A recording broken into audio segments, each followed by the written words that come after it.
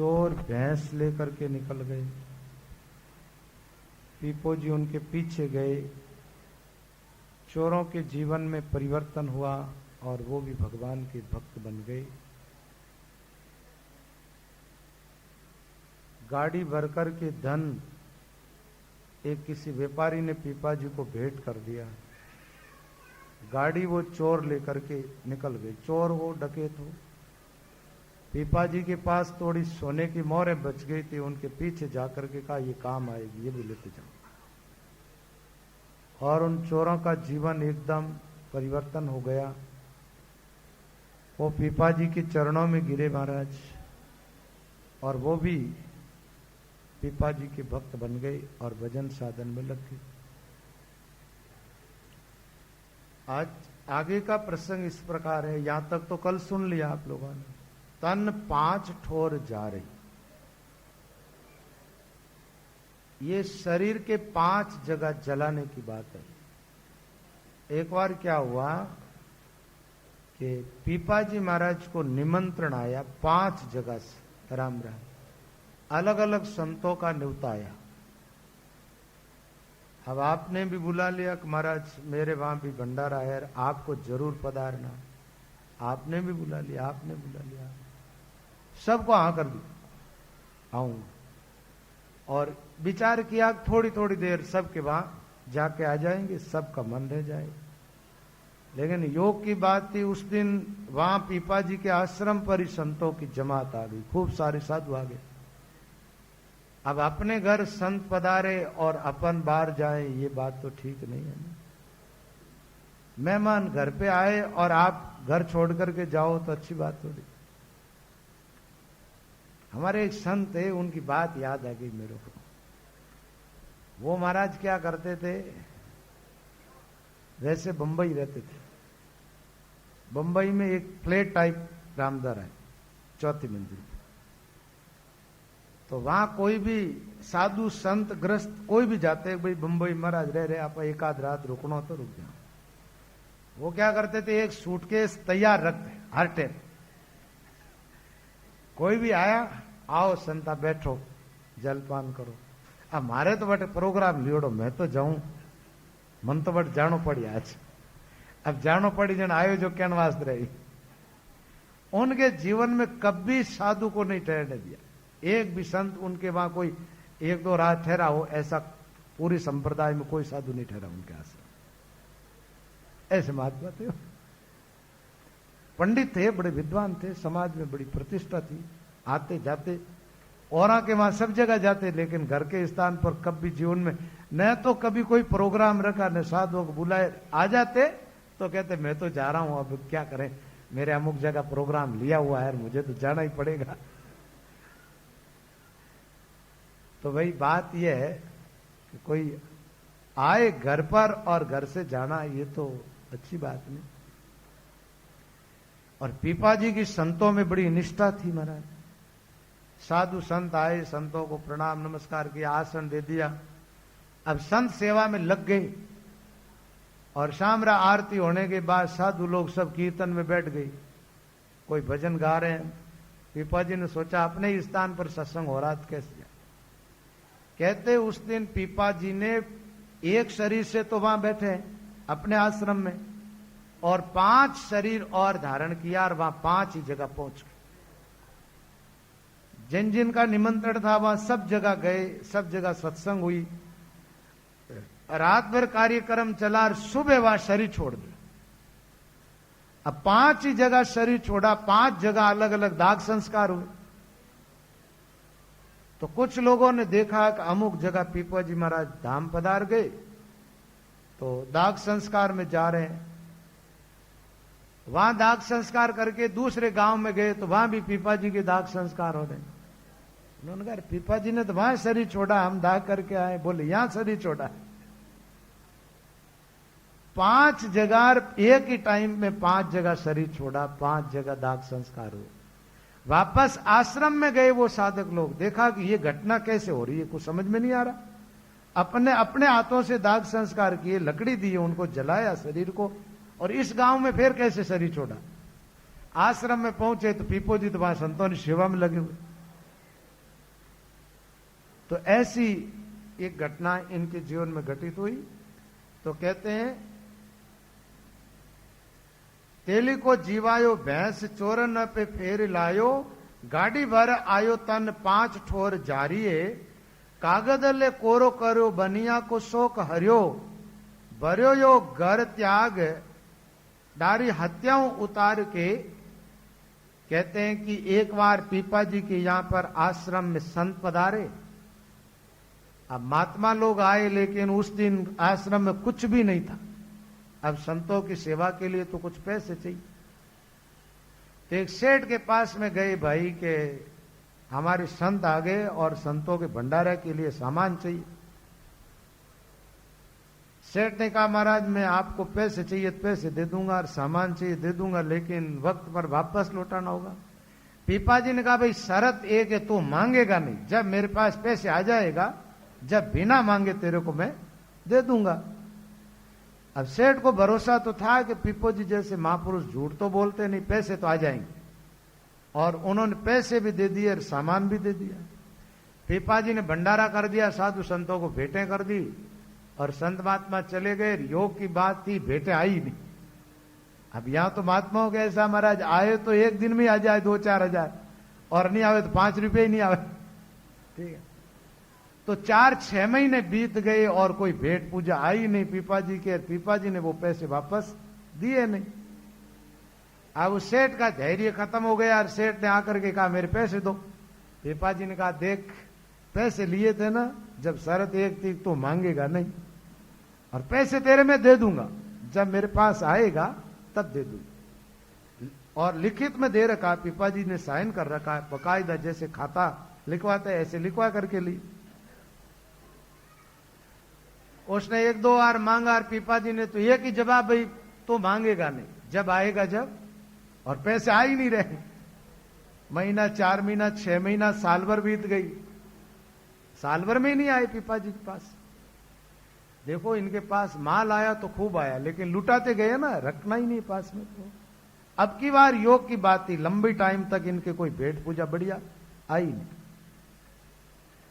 उस महाजन ने क्या किया, महाराज पूरे गांव को इकट्ठा करके कहा कि पीपो जी संत है, मेरे रुपये खा गए, रुपये नहीं देते। तो पंचायती की, तो गांव के लोगों ने पीपा जी महाराज को बुलाया और कहा, महाराज इससे आपने रुपये लिए और रुपया आपने वापस नहीं दिए। अब पीपा जी ने सोचा, ये बात तो मैं इसको कह चुका हूं कि भाई तू मांगेगा नहीं। पीपा जी ने कहा, भाई रुपया लिया तो वो जो कागज है जो को लिया, उसमें जो भी लिखा हुआ होगा, आज दिन तक नहीं दिया तो अब दे देंगे। अब वो कागज लेकर के आया तो महाराज कागज ला करके दिखाया, उसमें कुछ भी लिखा हुआ नहीं, कागज तो कोरा एकदम। और पंचा ने उस सेठ से कहा, रे शर्म नहीं आती है तेरे को, साधु पर इंजाम लगा रहा, और तू तो कह रहा था इतने रुपये दिए, लिखा पढ़िए लिखा हुआ है, और इस कागज में तो कुछ भी नहीं लिखा हुआ। बड़ा लज्जित हुआ। गांव के लोगों ने उसको गांव बाहर कर दिया। पहले ऐसे ही होता था, न्यात बारे कर देते, समाज से बाहर, गांव के बारे, भया बारे, और दंड तो पहले कोई जमाना में। ठीक है, राज कचहरी में कौन जाते थे, उधर तो किसी को पता ही नहीं। कोई आदमी भाई सही ढंग से नहीं चले, भया बारे कर दो, है ना, आगे बढ़ो तो न्यात बारे कर दो, गांव बारे कर दो। उसको गांव के बाहर कर दिया। बच्चा किसका है, अपने पास रखो। ये 2 बच्चे देखो, दोनों को अपने पास में रखो। क्या बात है, माँ है कि नहीं है या? हाँ, गोद में बिठाओ, हाउल प्रेम बिठाओ, डांटना नहीं, गोदी में बिठा। पहली बात तो जो मैं कहूं जकीज बात है, कथा सुने जड़ा झका ने तो मावा लावे ज कोनी। आने खतरो कटे महाराज री बात सुने बैराग नहीं हो जाए टाबरी, है ना। और जका नहीं समझे जका ले लेना भी। पण लाणिया बाया करे कहीं है कि महाराज मानव तो कथा छोड़ी जो कोनी, टाबरा ने किने भरोसे छोड़ना हो। चौकी बात है तो साथ लिया करो, साथ लाओ, सत्संग सुनो। थोड़ा बहुत डिस्टर्ब है तो चलेगा, लेकिन थाने सत्संग वंचित नहीं रहना। बोलो राम। 2 बच्चों को कोई माँ सत्संग तक लेके आती है, उस माँ को धन्यवाद देता हूं। ठीक है। पण थोड़ा सा अपने पास बिठा करके रख, दूसरों के डिस्टर्ब नहीं हो। राम तो महाराज कागज एकदम कोरा, अब उसको गांव के बाहर कर दिया तो बड़ा दुखी हुआ। तो पीपा जी ने कहा भाई इसको गांव बाहर मत करो, ये सच्चा आदमी है, इससे मैंने पैसे लिए थे, लेकिन मेरी शर्त थी मेरे पास जब आएगा जब दे दूंगा, और अभी मेरे पास पैसे आए नहीं, और इसे मैंने कहा था तू मांगेगा नहीं, बिना मांगे मैं ला करके तेरे को दे दूंगा, और आ जाएगा कभी ज्यादा आ जाएगा तो ही दे दूंगा तेरे को। ये बीच में मांगने लग गया, और ये तो भगवान की लीला कोई समझ नहीं सकता, जो कागज कोरा निकल गया। तो महाराज पीपा जी ने कहा कि इसको गांव बारे मत करो, इसको दंडित मत करो। इतने में एक दूसरा सेठ बैठा था, उसने पैसे निकाल करके बोले पीपा जी महाराज से कितने लिए? इतने लिए, उसने चुका दिए पूरे के पूरे रुपये। बोले ये तेरा तो तू रख, और महाराज की तरफ से ये रुपये।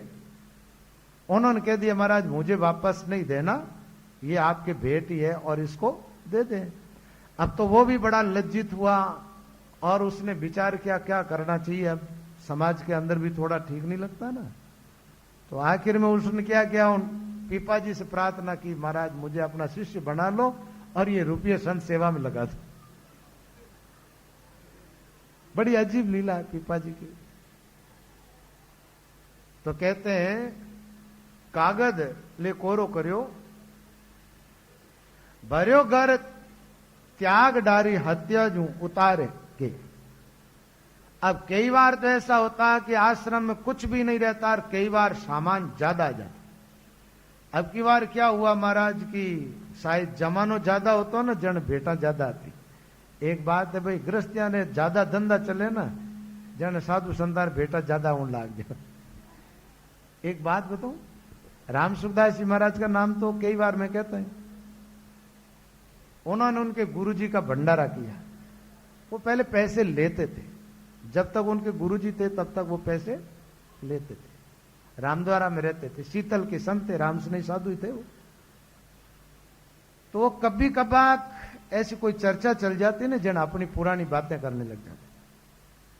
तो स्वामी जी महाराज कहते थे मैंने मेरे गुरुजी का भंडारा किया, जब 5 रुपया मेरे एक कलकत्ता की सेठानी ने भेंट किया, तो साधु जितने आए हुए थे सब साधुओं को बड़ा आश्चर्य हुआ कि स्वामी जी के 5 रुपया आए। कितने? 5 रुपये।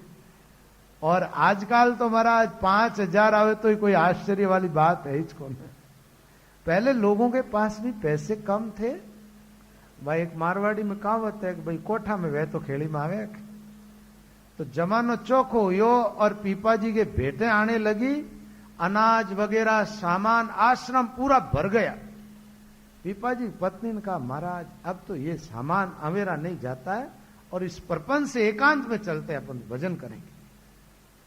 तो जैसे आश्रम में सामान भरा पड़ा है, ताले और दरवाजे सब खुले, और दोनों पति पत्नी वहां से स्थान छोड़ करके निकल गए। ऐसा तो संतदास जी महाराज के जीवन में भी कई बार हुआ। संतदास जी महाराज आश्रमधारी थे, सामान ज्यादा आ जाते हैं ना, अकेटा ज्यादा हो जाते, 2-4 साल में स्थल लूटा देते। भरिया लुटाया संतदास स्थल कई बार लुटा देते, ज्यादा संग्रह हो जाए तो लुटाते जाते। तो आश्रम का धन जो भी था पूरा का पूरा ऐसे ही लुटा दिया। जिन लोगों को आवश्यकता थी वो ले गए भाई, जिनकी आवश्यकता नहीं है वो तो संतों के आश्रम से ले जाते नहीं है, और आवश्यकता होती वो ले गए। काफी दिन तक पीपो जी बाहर रहे, और फिर भजन साधन करते हुए वापस आए अपने आश्रम पर। तो एक बार क्या हुआ, एक कोई ब्राह्मण था जिससे कोई अपराध हो गया, कोई हत्या हो गई, दोष हो गया। तो ब्राह्मण समाज के लोगों ने उसको अपने समाज से बाहर कर दिया। बाहर कर दिया तो ये बेचारा पीपा जी के पास पहुंच गया, और वहां पहुंचा तो क्या उस समय पीपा जी के साथ जितने साधक थे वो सब भजन में बैठे थे, और ये ब्राह्मण भी वहां जाकर के भजन में बैठ गया। बाद में जब पीपा जी ने आंख खोल करके देखा, तब वो ब्राह्मण पीपा जी के पास में जाकर के प्रणाम की। पीपा जी ने उसका परिचय पूछा तो उन्होंने कहा हूं तो ब्राह्मण महाराज, लेकिन हमारे समाज के लोगों ने मुझे अलग कर रखा है, मेरे से कुछ अपराध हो गया और मुझे समाज के लोग हत्यारा कहते हैं। पीपाजी ने कहा, तूने यहां बैठ करके भगवान का भजन किया है, तेरी हत्याओं के पाप सब नष्ट हो गए, इसलिए तू चिंता मत कर। बोले महाराज ऐसे तो नष्ट हो गए, लेकिन ये हमारे समाज के लोग तो मानते नहीं। पीपाजी ने कहा वो भी मान जाएंगे। पीपाजी ने आश्रम पर भंडारा किया, उस भंडारे में साधुओं को बुलाया, सब ब्राह्मणों को बुलाया। उस गांव में थे उन ब्राह्मणों को, आगती पागती जितने ब्राह्मण थे सबको भोजन करने के लिए निमंत्रण दिया। और आप जानते हो उन जमाना में तो जीमनारो लोगों ने बड़ो शौक होता तो, पहले गांव में नुक्ता होता ना, जन कहीं 5-5 कोस तक लोग पहुंच जाते जीम बारे वास्ते। और अबार लोग जीमे जैन थोड़ा ही जीमता भी तो पचाउल ढंगू जीमता वे लोग तो है? अच्छी तरह जीमता। तो सब ब्राह्मण लोग आए, बड़ी पंगत लगी। अब पुरस्कारी करने लगे तो पीपाजी के पास रहते थे वो साधक सब सेवा में, तो वो ब्राह्मण भी पुरस्कारी करने लगा। वो पुरस्कारी में आगे बढ़ा और ब्राह्मणों ने देखा कि इसको तो समाज से अलग कर रखा, ये तो हत्यारा और यहां पुरस्कारी कर रहा, इसके हाथ का भोजन हम तो नहीं करेंगे। पीपाजी महाराज से कहा तो पीपाजी ने कहा, देखो ये भगवान का भक्त हो गया है और इसकी हत्याओं के पाप नष्ट हो गए। भगवान तो कहते हैं, एक बात है भगवान तो स्वीकार कर लेते, समाज स्वीकार मुश्किल से करता। भगवान तो कहते अपि चेसु दुराचारो भस्ते माम अनन्य भाग साधुरेव से मंतव्य सम्यक व्यवस्थितो से क्षिप्रम भवति धर्मात्मा सस्व शांतिम निगच्छति। भगवान तो कहते दुराचारी से दुराचारी, पापी से पापी व्यक्ति भी क्यों ना हो, वो जब मेरी शरण में आ जाता है और मेरा भजन करने लग जाए, फिर उसको पापी नहीं मानना चाहिए, दुराचारी नहीं मानना चाहिए। मेरी शरण में आते ही वो शुद्ध हो जाता है, वो संत हो जाता है, वो पवित्र हो जाता है उसी टाइम। पीपाजी ने इस युक्ति से ब्राह्मणों को समझाने की कोशिश की, लेकिन ब्राह्मण कोई मानने को तैयार नहीं थे। तो पीपाजी ने कहा, देखो भाई आप कैसे मानोगे, एक बात है आप इसके हाथ का भोजन नहीं करते हो, लेकिन जो हनुमान जी है वहां पर क्या है कि पीपाजी के आश्रम में कोई पुराना हनुमान जी का मंदिर था। बोलिए हनुमान जी के लिए पुरस्कारी करे, ये जीम लेंगे जब तो जीम लोगे। ब्राह्मणों ने सोचा कभी हनुमान जी जीमेंगे नहीं और ये ब्राह्मण समाज में आएगा नहीं। बोले हाँ तब मान लेंगे। महाराज वो जो हनुमान जी का मंदिर था ना, उसके सामने थाली ले जा करके पुरुषी उस ब्राह्मण ने अपने हाथ से, और थाली में से भोजन गायब हो गया। गायब हो गया मतलब हनुमान जी ने वो भोजन आरोग लिया। जब ये चमत्कार घटित हुआ तो सब ब्राह्मणों ने स्वीकार कर लिया कि अब इसके हत्या के दोष थे वो पाप खत्म हो गए, अब इसको हम स्वीकार करते हैं। तो ब्राह्मण को हत्या के दोष से पीपाजी ने मुक्त किया और समाज के अंदर वापस प्रतिष्ठा दिलाई। तो कहते हैं, कागज ले कोरो करियो बनिया को शोक हरियो, भर्यो घर त्याग डारी हत्या हूं उतार के, राजा को ओशेर भई संत को जो विभो दई, ले चिट्ठी मान गए श्रीरंग उदार के। कहते पीपोजी काफी दिनों से टोडा से बाहर चले गए थे। टोडा में इनका स्थान था, एक स्थान इनका इनके जन्म स्थान में भी था, गांगरोडगढ़ में। वहां वो कुटिया बना करके 5 साल संत बनने के बाद में पीपोजी उनकी जन्मभूमि से बाहर रहे और इधर टोडा के अंदर ज्यादा रहे, सबसे ज्यादा। तो टोडा नरेश इनका शिष्य काफी समय से गुरु महाराज नहीं आए, तो इन्होंने एक चिट्ठी लिखी और अपने एक सेवक को भेजा, प्रार्थना पत्र लिखा अपने गुरु महाराज को कि महाराज आप वापस पधारो। तो कागज जब पीपाजी के पास में पहुंचा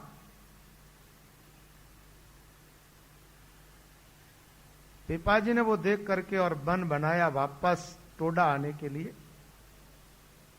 आए तो टोडा नरेश ने महाराज गुरु महाराज का बधावना किया और बड़ा उत्सव मनाया जब पीपोजी महाराज वापस पधारे। तो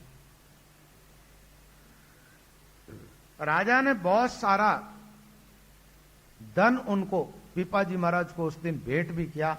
और एक बात है, ज्यादा समय से आए हैं ना, तो राजा ने भी भेंट की और लोगों ने भी भेंट की, तो खूब सारा धन वहां इकट्ठा हो गया। इतने में एक ये वैष्णव साधु होते हैं ना, गरबारी, वो साधु आया और पीपाजी को हाथ जोड़ के प्रार्थना करने लगा। बोले महाराज, मेरी लड़की काफी बड़ी हो गई है और विवाह करना उसका, पास में पैसे नहीं है, और लोगों से इधर उधर से मांगा मैंने, लेकिन कहीं भी मेरे को सफलता मिली नहीं है। पीपाजी ने वो जितना धन आया था ना, पूरा का पूरा उठा करके उस वैष्णव साधु को, गरबारी को दे दिया। बोले ये ले जाओ और इससे तुम अपनी बेटी का आराम से विवाह कर दो, संत को वैभव दे। इस प्रकार पीपाजी महाराज ने उस वैष्णव साधु की बेटी का विवाह करवा दिया। एक श्रीरंग जी नाम करके संत हुए थे, भगवान के परम भक्त थे, और पीपाजी के प्रति इनके मन में बड़ी निष्ठा थी। इन्होंने कई बार पीपाजी महाराज से प्रार्थना की कि महाराज आप मेरे आश्रम पर आना। अभी यहां आने के बाद पीपोजी वहां भी गए, उनके वहां श्रीरंग के चेत धर्यो तिया ही ये भाव भर्यो, ब्राह्मण को सो करो राजा पे पूजाई के, चंदवा बुझाई दियो तेली को ले बैल दियो, दियो पुन घर माज भयो सुख आई के, बड़ोई अकाल पर्यो जीव दुख दूर कर्यो, पर्यो भूमि गर्भ धन पायो दे लुटाई के, अति विस्तार की लियो कियो है विचार ये, सुने एक बार फिर भूले नहीं गाय के।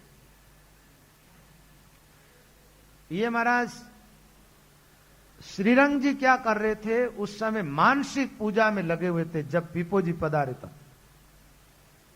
तो वो मानसिक पूजा में ध्यान में बैठे थे। तो पीपाजी ने सोचा कि अब इसका ध्यान भंग हो जाएगा, एकदम मैं आश्रम में जाऊंगा तो पीपोजी आश्रम के दरवाजे पर ही रुक गए। वो क्या महाराज, मानसिक पूजा के अंदर भगवान को माला पहना रहे थे। तो माला है छोटी और भगवान के मुकुट के अंदर से नहीं आ रही है। इस प्रकार एक बार पहनाने का कोशिश की, दोबारा की, तो पीपाजी ने कहा ऐसा करो, इसकी गांठ खोल करके भगवान के गले में पहना। श्रीरंग जी ने विचार किया आवाज कहां से आई। आंख खोल करके देखा कि मैं तो मानसिक पूजा कर रहा हूं, तो मेरी मानसिक पूजा में प्रवेश कौन कर गया। एक बात है, मन में क्या, वहां तक तो हर एक आदमी तो पहुंचता नहीं है। इधर उधर देखा, पीपाजी महाराज के दर्शन हुए। श्रीरंग जी तो तुरंत गए, पीपाजी के चरणों में प्रणाम नमस्कार की, और प्रणाम करके ये पीपाजी के दर्शन पहली बार किए श्रीरंग जी। महिमा सुन रखी थी और महिमा सुन करके प्रार्थना पत्र भेजते रहे पीपाजी को आने के लिए। तो इन्होंने प्रणाम करके पूछा कि आप कौन है जो मेरी मानसिक पूजा तक पहुंच गए। तब पीपाजी ने अपना परिचय दिया तो महाराज चरणों में गिर गए और कहा कि महाराज मेरे को तो आपका बधावना करना था, आपको गाजे बाजे से लेके आता और आप तो सीधे पधार गए। आप वापस बगीचा में चलो और वहां से आपको बंधा करके लेंगे। पीपाजी ने कहा देखो अब तो मैं आ गया हूं और अब वापस जाना ठीक नहीं है। उन्होंने ज्यादा प्रार्थना की तो फिर उनकी प्रार्थना स्वीकार करके पीपोजी वहां गए और पीपाजी का बधावना किया इन्होंने, और काफी टाइम तक वहां रह करके पीपाजी ने सत्संग भी किया श्रीरंग जी के आश्रम में। कहते एक ब्राह्मण आया महाराज पीपाजी के पास, वहां श्रीरंग जी के यहां सत्संग करके वापस टोडा की तरफ आ रहे थे ना, तब एक ब्राह्मण आया और आकर के पीपाजी को प्रणाम करके रोने लग गया। पीपाजी ने कहा अरे भाई क्या बात है, क्यों रोते हो। तो इसकी समस्या वैसी थी, उस वैष्णव साधु जैसी, बेटी का विवाह करना, पास में एक पैसा ही नहीं। पीपाजी के पास जो भी भेंट आई हुई थी वो तो दे दी, और पीपाजी ने कहा देख थोड़ी देर के लिए तो मेरी बात माने तो मैं और तेरे को धन दिला सकता हूं। बोले क्या। पीपाजी ने कहा एक दो दिन के लिए तो साधु बन जा। बोल ठीक। संत बना दिया उसको, माथा मुंडा दिया, चादर पहना दी, अपने साथ ले लिया। अब टोडा आ गए तो वापस आश्रम में आए ऊंचे पाटे पर तख्ते पर उस ब्राह्मण रूपी साधु को बिठा दिया और नीचे पास में पीपोजी महाराज बैठ गए। टोडा नरेश दर्शन करने के लिए आया, गुरु महाराज का दर्शन किया, प्रणाम की और पूछा, महाराज ये नए संत कहां से पधारे? पीपाजी ने कहा, ये मेरे काका गुरुजी है और तुमने कभी दर्शन नहीं किए, ये तेरे भाग्य अच्छे है जो आज तेरे को दर्शन हो गए यहां। अब ये राजा तो निष्ठावान है महाराज, पीपाजी को जो भेंट की उससे डबल उस ब्राह्मण को भेंट कर दी। राजा दर्शन करके वापस गया, पीपाजी ने जो अपने भेंट आई वो ब्राह्मण के भेंट आई वो पूरा धन देकर के कहा, अब आराम से जाकर के तुम अपनी बेटी का विवाह करो। तो कहते ब्राह्मण को शोक हरियो राजा पे पूजाई के, उस ब्राह्मण का पूजन करवाया राजा से और उनका दुख दूर हो गया और वापस जाने लगा। तो पीपाजी ने और कहा ब्राह्मण देवता से, बोले ब्राह्मण देवता माफ करना, आपका मुंडा दिया मैंने कि वो साधु बने जब तो मुंडाना पड़ा ना भाई, तो इसलिए ऐसा किया है मैंने, लेकिन इसमें आपका हित था इसलिए ब्राह्मण को दम दे करके भेज दिया। चंदवा बुझाए दियो। इधर एक बार क्या हुआ, टोडा के अंदर पीपोजी महाराज सत्संग कर रहे थे और द्वारका के अंदर जो भगवान का चंदवा होता ऊपर लगाते ऐसे, जैसे अपने मैन जी महाराज विराजते जब भी लगाते चंदवा, तो मसाल लिया खड़ा था ना आदमी, भगवान नाम का कीर्तन हो रहा था, असावधानी के कारण मसाल वहां लग गई और चंदवे में आग लग गई। आग लग गई तो वहां बैठे बैठे पीपाजी ने ऐसे हाथ ऊपर करके ऐसे हाथ मसले और हाथों में थोड़ा थोड़ी जानो कोई आग में जल गए हो ऐसा लगा। तो टोडा नरेश राजा ने और अन्य लोगों ने पूछा, महाराज ये क्या कर रहे आप? पीपाजी ने कहा, द्वारका में चंदवे में आग लग गई जो आग बुझाई। लोगों ने सोचा अब टोडा तो कहां है, जयपुर के पास दोसा है ना, उसके आसपास है वहां, और द्वारका कहां? राजा ने सोचा कि पता करना चाहिए, वहां से कुछ सेवक को भेजा द्वारका। द्वारका आए तो चंदवे के अंदर कारी लगी हुई थी वहां, तो पुजारियों से पूछा, भाई ये कारी कैसे लगी? बोले यहां एक दिन भगवान नाम का कीर्तन होता था, असावधानी के कारण मसाल वहां चिपक गई और चंदवे में आग लग गई। यह तो अच्छा रहा कि पीपोजी महाराज यहां थे और आग बुझा दी, नहीं तो पता नहीं क्या होता। जब उनको पता चला कि पीपोजी तो उस दिन वहां थे, लेकिन वो महापुरुष यहां भी पहुंच गए और आग बुझा दी। तो कहते हैं चंदवा बुझाई दियो, तेली को ले बैल दियो और दियो उन घर माज भयो सुख आई की। तेली के बैल की बात आई। एक बार क्या हुआ, पीपोजी नदी स्नान करके आ रहे थे और एक किसान का एक बैल मर गया। इधर आषाढ़ के महीने में बरसात हुई, खेती करनी थी और गरीब आदमी था, बैल मर गया। तो पीपाजी के पास में आकर के रोने लगा, महाराज कृपा करो और मेरा बैल मर गया, एक बैल दिला दो। पीपाजी ने कहा, भाई बैल कहां से दिलाऊं, बैल मेरे तो है नहीं जो तेरे को दिला दूं। अब वो तो रोता ही गया। पीपाजी को दया आ गई और इतने में एक तेली का छोरा बैल लेकर के आया, बैल को पानी पिलाने के लिए। पीपाजी ने उस छोरे को बुलाया और उससे बैल को लेकर के उसको दे दिया, बोलिए ले जा। अब वो छोरा बेचारा रोता रोता वापस अपने बाप के पास में गया और उसके बाप ने आकर के पीपाजी से कहा, मेरा बैल क्यों दे दिया आगे? पीपाजी ने कहा, देख तू नहीं जानता है, भगवान के भक्तों को कोई चीज दे दी जाती है ना तो दिन दूनी रात चौगनी मिलती है, इसलिए तेरे बैल का दान कर दिया। तो उन्होंने कहा, दान करना था तो आप आपके बैल का करता, मेरा बैल का दान क्यों कर दिया? वो तेली राजा के पास पहुंच गया, शिकायत की। अब न्याय किया तो राजा के तो गुरुजी है पीपाजी, लेकिन राजा है तो न्याय तो करना पड़ेगा। पीपाजी महाराज को बुलाया, महाराज पधारे और कहा कि महाराज ये क्या कह रहा है? तो पीपाजी ने कहा, भाई काहे को चिल्लाता, तू तेरे घर जाके तो देख। और जैसे वो तेली घर गया तो उसका बैल तो उसके घर बंधा। बोले बैल तो तेरे घर पे बंधा है, रही जाकर के राजा शिकायत करता है कि बैल दे दिया। तो पीपाजी के जीवन में बड़ी अजीब अजीब घटनाएं घटित हुई। बैल दियो बड़ो ही अकाल पर्यो जीव दुख दूर करियो। टोडा नरेश के राज्य के अंदर एक बार लगातार जैसे काल दुकाल ऐसे पड़ता ही गया, बरसात नहीं हुई। अकाल पड़ने के कारण लोग सब परेशान हो गए। अब खाए तो क्या खाए। और वो जमाना था महाराज, ऐसे आजकल जैसा नहीं था कि अभी तो यहां काल पड़ जाए तो कहीं दूसरी जगह से अनाज पहुंच जाता है, सुविधाएं हैं।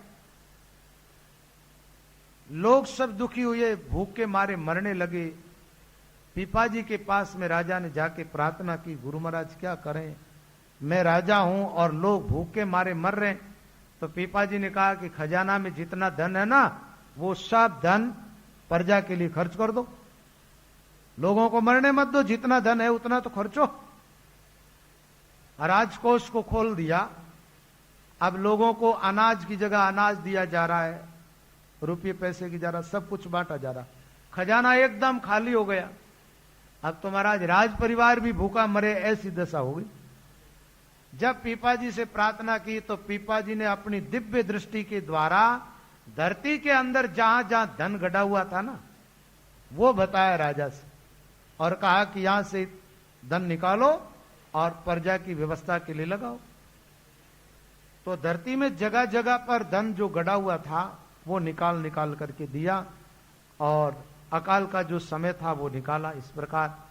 और फिर तो पीपाजी की कृपा से वहां पर बरसात भी हुई। और पर्यो भूमि गर्भ धन पायो दे लुटाई, वो धन निकाल निकाल करके प्रजा की सेवा में लुटाया। अति विस्तार लियो कियो है विचार ये, सुने एक बार फिर भूले नहीं गाय की। महाराज पीपाजी की जो कथा है, महात्मा लोग कहते हैं इसका काफी विस्तार हो गया और काफी विस्तार से। वैसे तो नाभाजी महाराज ने तो एक छंद में पीपाजी की कथा लिखी, कितने 6 छंद में, एक में। और प्रियदास जी महाराज ने फिर उसका विस्तार करके और इतनी कथा ये बताई। आगे का प्रसंग है कि अंत में पीपाजी महाराज ने भगवान नाम की सुमिरन करते हुए पीपोजी और उनकी पत्नी दोनों परमात्मा तत्व को प्राप्त हुए। ये इस प्रकार पीपाजी की बड़ी अद्भुत और रसिक कथा आप लोगों को सुनने को मिली। ये जो भी घटनाएं घटित हुई है पीपाजी के जीवन में, भक्ति के प्रताप से भगवान के प्रति बड़ी निष्ठा रही है इनकी। और पहले का तो देखा जाए तो देखो, पहले ये देवी के भक्त थे, निष्ठा देवी की तरफ थी। जब संतों का सत्संग मिला, देवी उपासना छोड़ करके और भगवान की उपासना में लगे तो महाराज भगवान की बड़ी कृपा रही है। इनके जीवन में कई विघ्न बाधाएं भी आई, वहां पर भी भगवान ने इनकी रक्षा की है। और ये तो भगवत स्वरूप महात्मा है। वैसे कारक पुरुषों की श्रेणी में आते पीपोजी।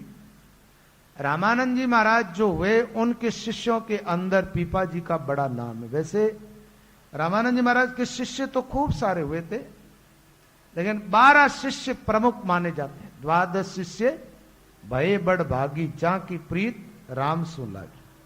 तो 12 शिष्यों के अंदर ही पीपाजी का नाम है। आज यहां पर